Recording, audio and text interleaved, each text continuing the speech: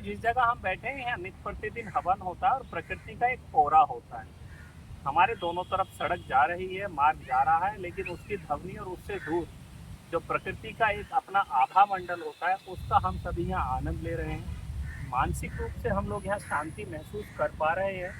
इसी के साथ जो अपने मन से स्वयं की बातचीत होती है, उसको हम स्वयं से कर पा रहे हैं। तो जहाँ तक भी वीडियो के माध्यम से मेरी आवाज़ जा रही है, मैं आप सबसे आग्रह करूँगा, ठोकर नंबर 14 बाबा प्रीतम धाम पर एक बार आप आएँ और सुबह संत जी जो हवन का समय है, एक बार आप सूचना दें। नियमित रूप से समाज आपसे जुड़े और आकर के देखे। देखिए, सुबह की बेला में 6 बजे से लेकर 9 बजे तक यहाँ पर यज्ञ होता है, विधि विधान वेदों के अनुसार गायत्री यज्ञ होता है। उसके बाद में हम लोग कार्य कर रहे होते हैं। यमुना की आरती होती है।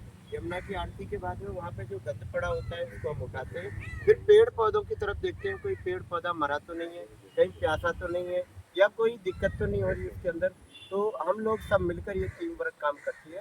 लेकिन प्रकृति का जो आनंद इस यमुना किनारे पर है, 14 नंबर ठोकर गीता कॉलोनी शमशान घाट पर, आप सबकी कृपा से बहुत आनंद आता है। और पिछले 20 सालों से यहाँ पे चल रहा है और ऑन रिकॉर्ड है। और पौधे पौधे तो आप देख रहे हैं, आपने भी लगाया है।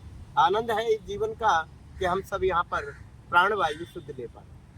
समाज में युवाओं को आप क्या संदेश देना चाहेंगे कि आने वाले समय में जिस प्रकार अब कुछ दिनों बाद दिल्ली का AQI लेवल 900 प्लस को छू जाएगा, पूरी दिल्ली एक गैस चैम्बर में बदल जाती है, उन बातों को ध्यान में रखते हुए युवाओं से क्या आप अपील करना चाहेंगे? देखिए, मैं तो युवाओं से ये अपील करूँगा कि इस समय प्रकृति को बचाना बहुत जरूरी है।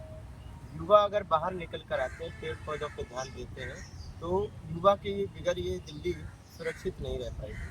क्योंकि पिछली सरकारों ने 2 करोड़ पौधे लगा दिए थे, इस सरकार ने 70 लाख लगा दिए, LG साहब ने 14 लाख, DDA ने 12 लाख।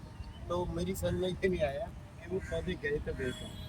देखिए, सरकारी काम कागजों पे ज़्यादा होता है। मैं उस तरफ की बातें बस इतने में ही कह रहा हूँ। जब कहते हैं सारा काम सरकार कर लेगी, तो हमारी भी कुछ जिम्मेवारी है।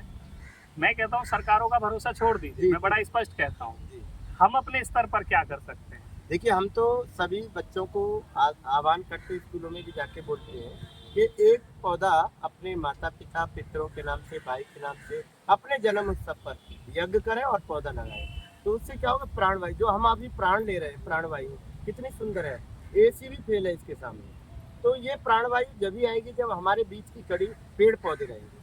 पेड़ पौधे नहीं होंगे तो हमारी प्राणवायु कमजोर हो जाएगी, जो कोरोना काल में हुई अब देखिए, सरकारों से संभलता तो 2 वर्ष पूर्व या 12-13 वर्ष पूर्व जो स्थिति आई, दिल्ली गैस चैम्बर में तब्दील हुई, तो हम वहाँ तक नहीं जाते। मेरे साथ सादिक जी भी है। मैं सादिक जी आपसे जानना चाहूँगा कि आप समाज को क्या कहना चाहेंगे कि दिन प्रतिदिन आने वाला जो समय है, अब 10 से 15 दिन बाद दिल्ली की हवा एकदम जहरीली हो जाएगी।